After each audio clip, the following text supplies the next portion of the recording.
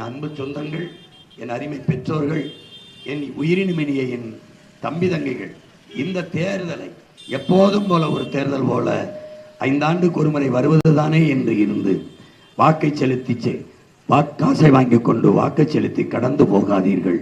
ஒரு மாபெரும் அரசியல் மாற்றத்தை, ஒரு நல்ல ஆட்சி இந்த மண்ணில் மலர்வதற்கு வரலாறு உங்களுக்கு ஒரு அரிய வாய்ப்பை தந்திருக்கிறது.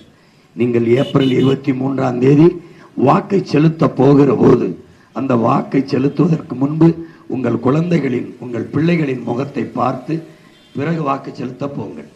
நீங்கள் செலுத்துகிற வாக்கு உங்கள் பிள்ளைகளின் எதிர்காலத்திற்கு எது சரியாக இருக்கும், எந்த கட்சியின் செயல்பாடு, எந்த கட்சி ஆட்சிக்கு வந்தால் நாடு மக்களும் நிம்மதியாக இருக்க முடியும், பிள்ளைகளின் எதிர்காலம் பாதுகாப்பாக இருக்கும் என்பதை உணர்ந்தறிந்து ஆய்ந்து தெளிந்து உங்கள் மதிப்புமிக்க வாக்கை செலுத்துங்கள். எங்களுக்கே செலுத்துங்கள் என்று சொல்லவில்லை.